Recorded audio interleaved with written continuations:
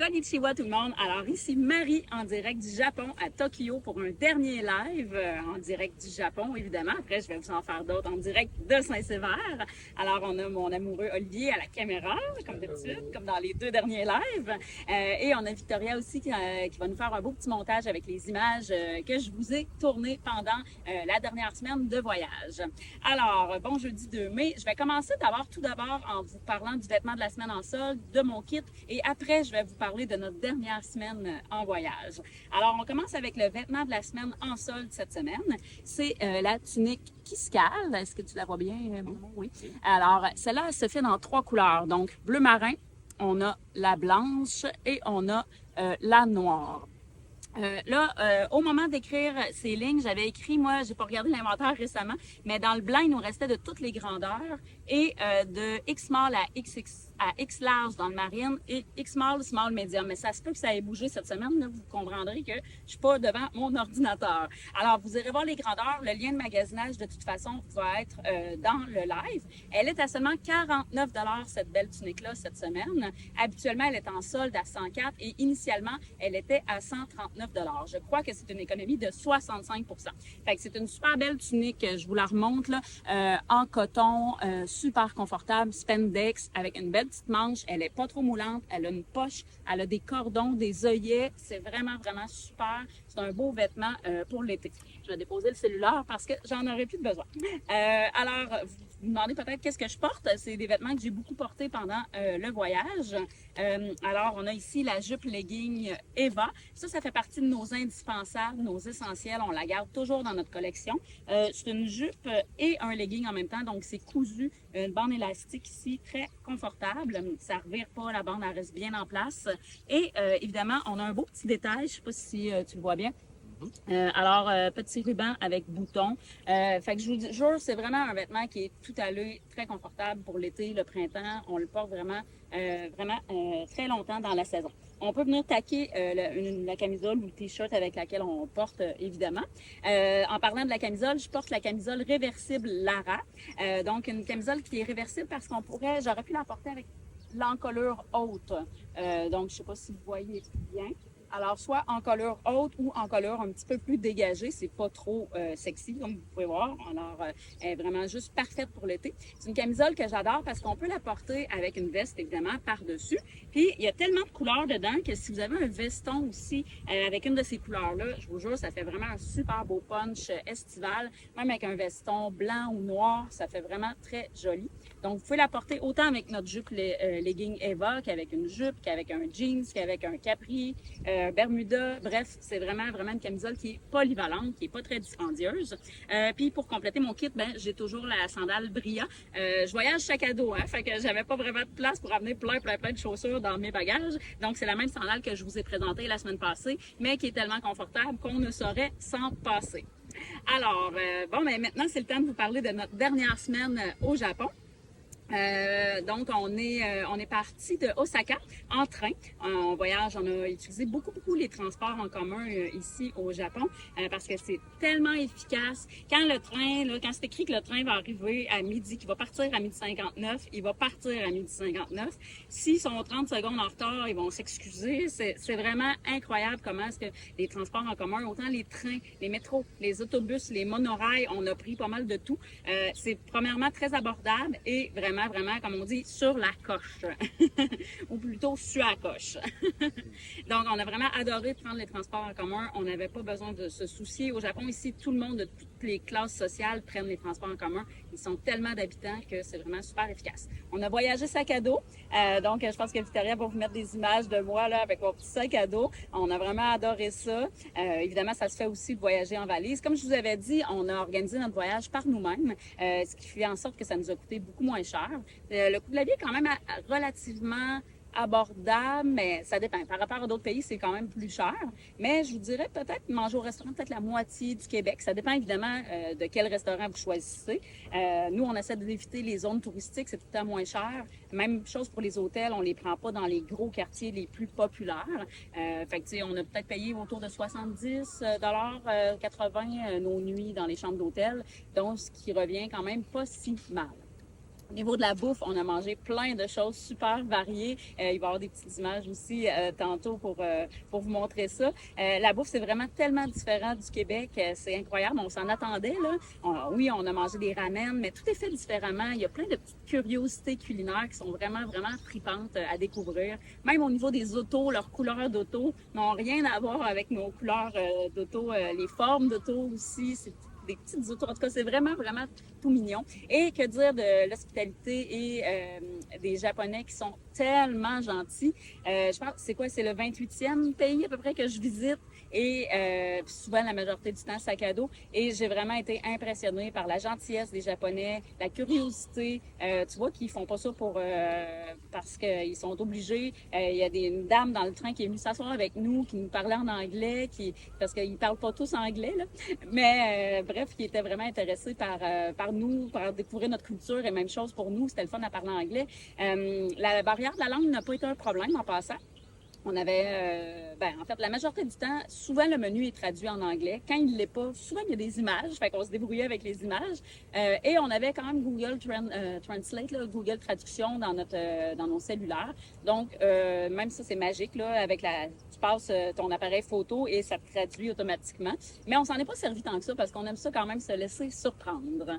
Dans le fond, après Osaka, on est parti en train, comme je disais, pour Kanazawa. Ça, c'est dans les Alpes japonaises. C'est là que j'ai appris qu'on avait gagné le fameux prix Faire affaire ensemble du concours Ose entreprendre en Mauricie pour le volet régional. Donc, j'en profite pour saluer toute notre équipe, notre belle équipe. J'ai hâte de vous revoir. On a une équipe formidable. Vous, les clientes, vous êtes aussi formidables. On fait affaire avec plus de 200 fournisseurs québécois, puis ce prix-là nous a récompensé pour ça. La prochaine étape, ça va être qu'on va aller présenter notre candidature au jury pour le national. Donc, on est très, très excités. Alors voilà, on se croise les doigts. Donc, c'est là que je disais que j'ai appris qu'on gagnait ce beau prix-là. Kanazawa, c'est une magnifique ville qu'on a découverte à vélo. Notre guest house, notre genre de bed and breakfast, là, nous prêtait des vélos gratuitement. Donc, on a découvert la ville à vélo. Une belle ville avec des demeures en bois traditionnelles. Un des plus beaux jardins aussi du Japon. Pendant que je parle, là, Vic va vous mettre des images de ça. C'était tellement magnifique. Les arbres, autant les petits, les grands, sont tous taillés, évidemment, à la japonaise. Les étangs, les chutes d'eau. C'est tellement apaisant, c'est tellement zen. On a vraiment adoré. Puis c'est un coin qui est quand même touristique, mais moins touristique un peu. Parce qu'il faut dire qu'au Japon, il y a un problème on ne le savait pas tant avant de venir, mais il y a un problème de surtourisme. Donc souvent, on était très tôt sur les sites le matin, ce qui nous a évité d'être dans les foules. Donc on se levait souvent autour de 5 heures, 6 heures du matin, surtout à Kyoto.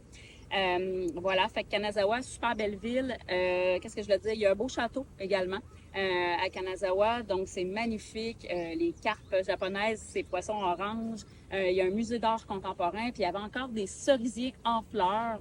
Donc voilà, on a été vraiment charmés par Kanazawa.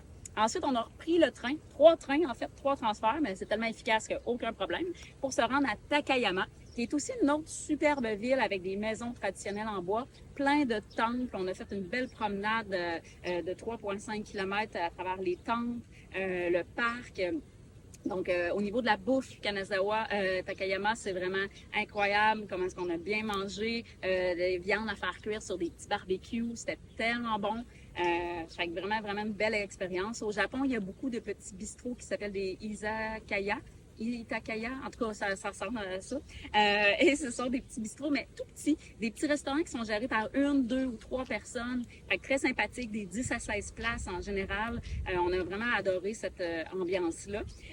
Voilà, donc Takayama, j'avais-tu quelque chose à dire? Ah oui, on a vu un beau petit chien. Il y a beaucoup de... Moi, je connaissais pas ça, mon chum, il connaissait ça, des petits Ibashinu, des beaux petits chiens. Alors ça, on a vraiment été charmés sur ces beaux petits pitous. Il y a plusieurs... On a plusieurs de toutes les couleurs, fait qu'on a vraiment adoré. Et voilà, fait que ça ressemble à ça. Je voulais vous parler aussi de la rivière à Takayama, en plein cœur de la ville. Il y a une belle rivière qui passe. Fait que c'est vraiment, vraiment super charmant.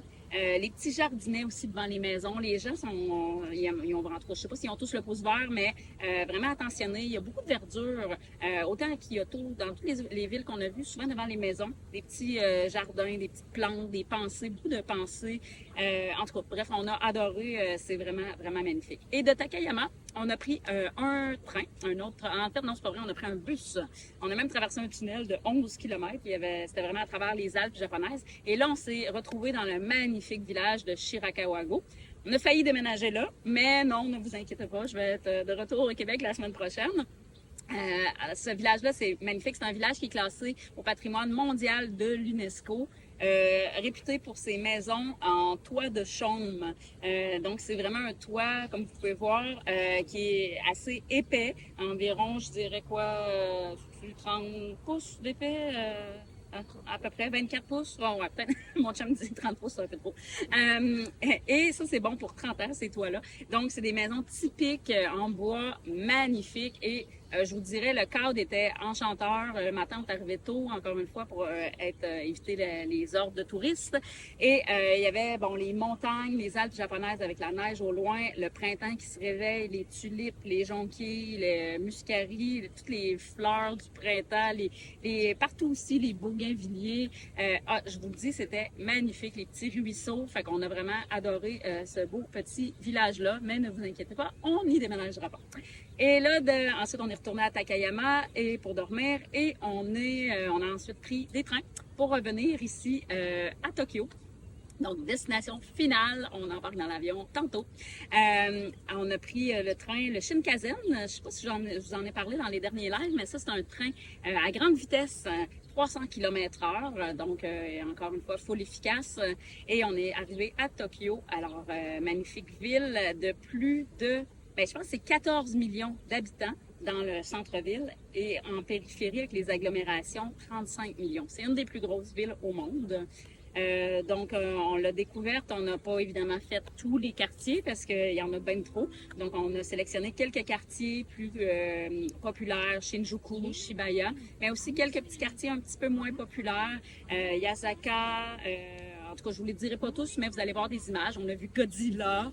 On a monté aussi gratuitement dans une tour, la tour du gouvernement métropolitain de Tokyo. Alors, les tours jumelles, on a monté à l'observatoire du 45e étage. Donc, pour avoir une magnifique vue sur Tokyo. On a vu le plus gros carrefour piéton du monde. Je pense qu'il passe plus de 3,5 millions par jour. En tout cas, c'est incroyable. Donc voilà, fait qu'on est vraiment fasciné par cette ville. On l'a adoré. Et voilà, donc c'est ce qui conclut pas mal notre voyage. Je vais vous laisser sur quelques autres images de Tokyo.